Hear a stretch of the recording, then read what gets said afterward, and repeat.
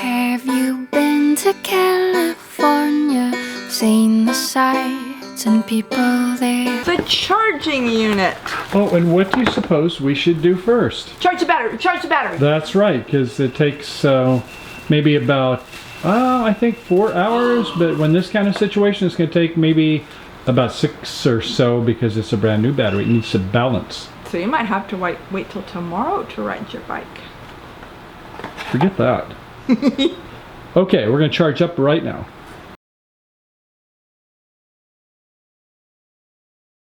Okay, so we're going to go ahead and charge this battery, and Grace says, well, let's go ahead and take it off the bike first. I think that's good. I think they're about 7 or 8 pounds, so why fiddle with that? We're going to turn it, and if it goes part way, it's not enough. You got to push it in and go all the way over, and then it just slides right out. But now I have it hooked up to a watt meter, so we can kind of see what's going on as it starts to charge up. And I only see one place that we can hook it up to, so I think it must be right under this assembly. Voila, there it is.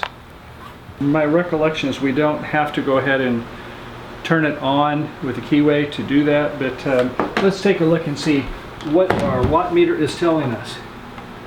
It says 114.5, and that's the volts, so that's not what I want. So let's see, is that watts? I think it is, isn't it?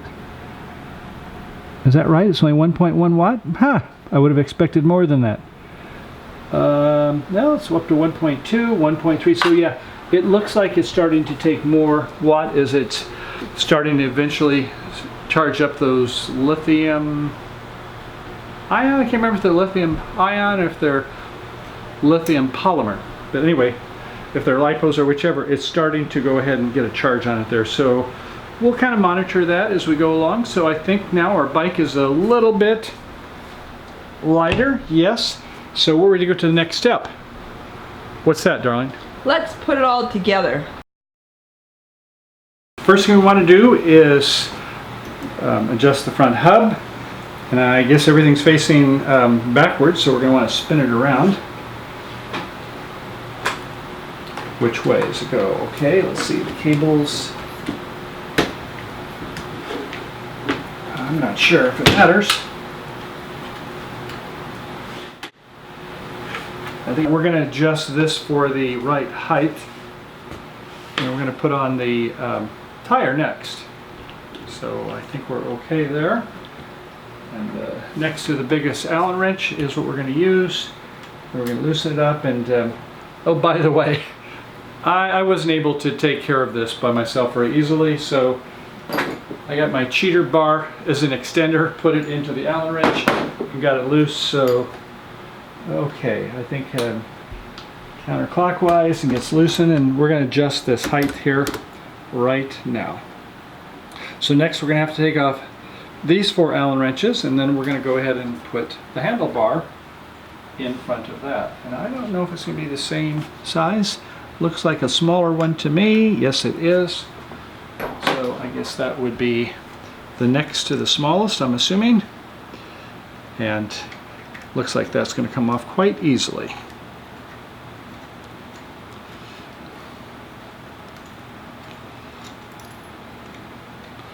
One. So it's probably a little bit iterative, I think.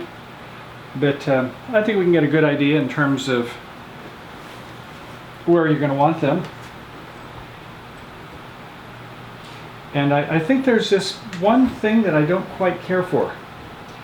I think I've got to turn the wrong way. Oh, no. I think the brakes, yeah, supposed to go the other way. Time out. This time we're going to have it so that the brake handles are facing outward. Go figure. And I can see now that we've got some cables here that are starting to come into play a little bit more.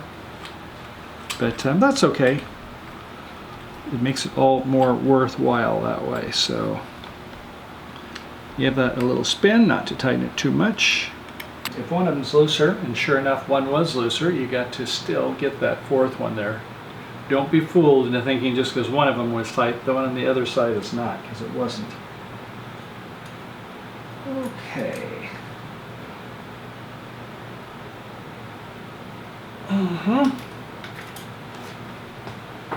And does it feel like it's going to hold in position? It does. How much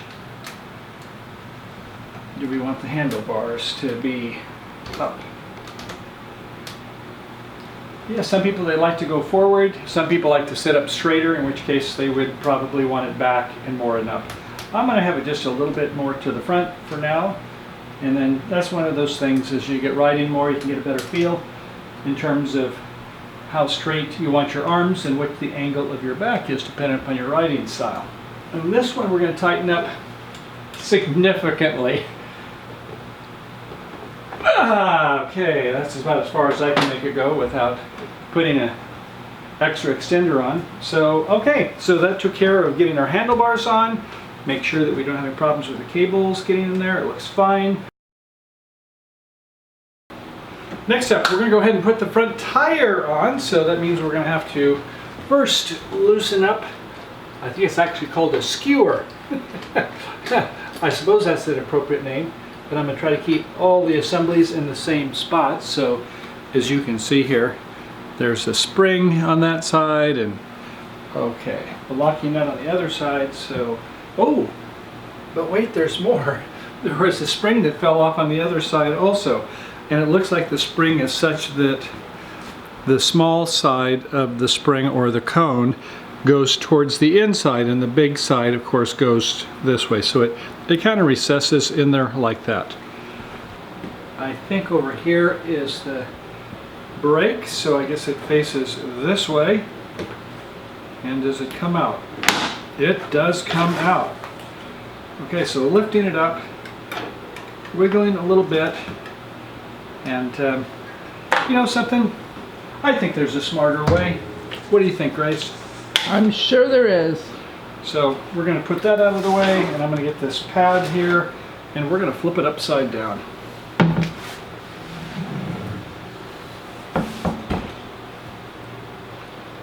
What was I thinking? Okay. So here's the braking assembly over here, and that's where the disc is going to go in. Oh, this is so much easier. Carefully, and I guess we're going to have to take off these caps, which had there for transportation. It's going to go right there in that little slide, and with a little luck, it's also come around over here. We're going to have it so that it goes in between the disc. Okay, let's go ahead and put the skewer back in, and where you've got the lever here, the lever goes on the brake disc side, over on this side. So that's what we're going to do. If installing the front wheel is difficult, use a 5mm Allen wrench to widen the gap between the brake pads by turning the inner pad adjustment counterclockwise a few clicks. Once the wheel is installed, return the inner pad to its original. Oh, I should have maybe done that part there. So why don't we go ahead? I think that disc is on a little tight. No wonder I had problems getting in. Although it said tighten it back up again, but you can see that I cannot move this wheel. Just right. Okay. Aha! Much better. Yeah, it was really cinched in there before, wasn't it? Yes. Okay, let's go a little bit more. One thing, once you come over here a little bit, you want to spin it and see that the wheel is in fact true. Should be straight, it shouldn't be wobbling back and forth. Something to check later too. I'm going to go just a little tighter and see if it's still... It has a little friction there. I would rather not have friction when I don't need it. Of course, you're going to have to adjust these early and often, but I'm going to call that good. And I do have some portable tools that I won't have to be using these big Allens. When we're out on the road, everybody should have a set of portable tools with them. They're out there to adjust things like your brake. You don't want it to be where you hit the front brake and nothing happens. Although usually we use most of the rear brake as well. So okay, I think that takes care of that. And there is one thing I wanted to talk about that needs to be done at some point in time, and we're going to do it right now. Oh, you hear how that one's lower pitch? Not as tight. Higher, lower.